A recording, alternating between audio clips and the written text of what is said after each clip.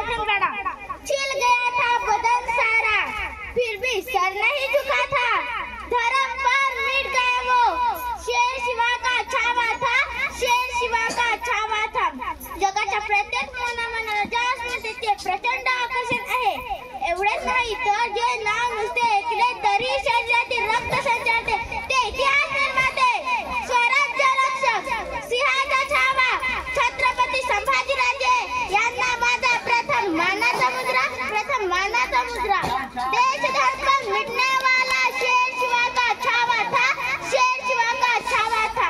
महापराक्रमी महाप्रतापी एक ही शंभू राजा था, एक ही शंभू राजा था।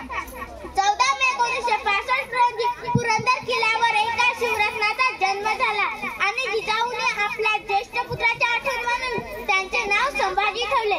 महाराजांच्या आगमनाने स्वरांची मने हरखून गेली आणि अशातच महाराजे 2 वर्षांचे असताना त्यांचे मातृक्षेत्र हरपले आणि स्वराज्याचे बाल अनाथ झाले। इथून खऱ्या अर्थानं त्यांचं जीवन चरित्र सुरू झालं, परंतु जिजाऊंनी त्यांना अनाथ वाटू दिलं नाही आणि धाराऊ या दुधाऊने त्यांच्यावर मातृक्षेत्र नव्याने निर्माण केले। आणि प्रति शिवाजी निर्माण करण्यासाठी जिजाऊ नावाचं विद्यापीठ महाराजांना उपलब्ध झालं।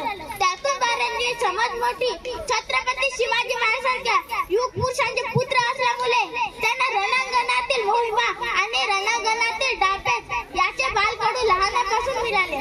महापराक्रमी बापाच्या पोटी जन्माला आलेल्या या आपल्या सुपुत्राचे शिक्षण लहान वयातच सुरू केले। त्याने लहान वयातच लिहिणे, वाचणे व बोलणे शिकून घेतले। या वयात 16 भाषा शिकणारे ते एकमेव राजहंस बनले। 14व्या वर्षी बुधभूषण हे संस्कृत भाषेतील ग्रंथ लिहिणारे एकमेव विद्वान बनले। त्याचबरोबर नक्षिका व नायिका, भेद यासारखे ग्रंथ त्यांनी प्रसिद्ध केले आणि उत्तम कवी म्हणून त्यांना नावलौकिक झाला। अनेक ऐतिहासिक नोंदीप्रमाणे शंभूराजे अत्यंत देखणे व शूर होते। त्याने राजकारणातील 12 गावे भराभर आत्मसात केले। मुघल काळातील दरबारातील घडामोडी जर त्यांना लहान वयातच कळाला तर त्याचा उपयोग त्यांना भविष्यात होईल। याच विचाराने शिवाजी महाराजांनी आग्रा भेटीच्या वेळी त्यांना आपल्यावर घेतले। पण 9 वर्षाचे पोर कसा प्रवास करेल? सोसेल का त्याला सर्व ऊन, वारा, पाऊस, वादळ आणि घोड्यावरच प्रवास? पण मित्र हो, शंभूराजे म्हणजे कोणी लेचेपेचे बापाच्या पोटी जन्म आलेले लेचेपेचे गणित होते, तर तो स्वातंत्र्याचा हुंकार होता। सह्याद्रीपर्यंत मुखात जन्मलेला पोलादी पुरुष होता। मराठी आया बहिणींच्या 12 मावळ भागातील दिनदुबळे लोकांच्या डोळ्यातील चमक होता। तर मित्र हो, अशा साध्या सामान्य संकटांना तो घाबरेलच कसा? मराठी मुलुखापासून आग्रा मथुरेपर्यंत ते प्रवास महाराजांनी अगदी सुकर केला। पण औरंगजेबाच्या कपड्याने महाराजांना व युवराजांना बंदिवासात टाकलं गेलं। महाराजांना कोलून चुकला, आता सुटका नाही, कारण त्यांच्यातील बुद्धिमान योद्धा जागा झाला।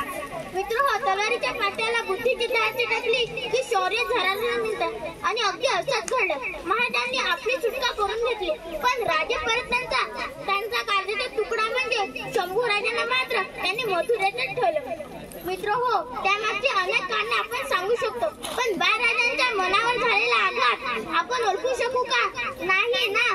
तरी पण मित्र हो, शंभूराजे स्वराज्यासाठी आपल्या प्राणाची आहुती द्यायला तयार झाले। एकाच घरातील घरभेदी शत्रू व बाहेरील 5 शत्रूंची एकाच वेळी झुंज देणारा जगातील शूरवीर राजा होता।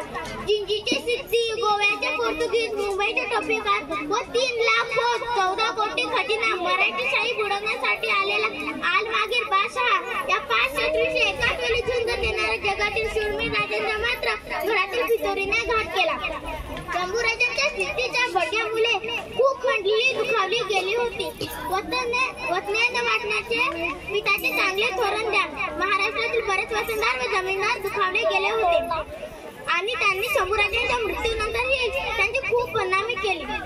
पण मित्र हो, महाराजांच्या छाव्याला आमच्या स्वर्गीयांनी रेखाटताना खूप वेगळा रेखाटला हो, खूप वेगळा रेखाटला।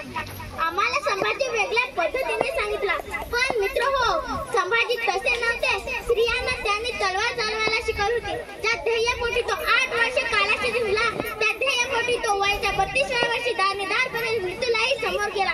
शत्रूने हाल करताना शरीराचे एक अवयव छाटतानाही हसणारा तो व एकमेव राजहंस होता. बालमित्रांनो, 40 दिवस औरंगजेबाच्या छावणीत अत्यंत क्रूर असा छळ सहन केले. ते कोणासाठी, कशासाठी? तर आपल्या सणांसाठी व छत्रपतीच्या स्वराज्यासाठी. मित्रहो, औरंगजेबाने तर एवढा छळ का केला?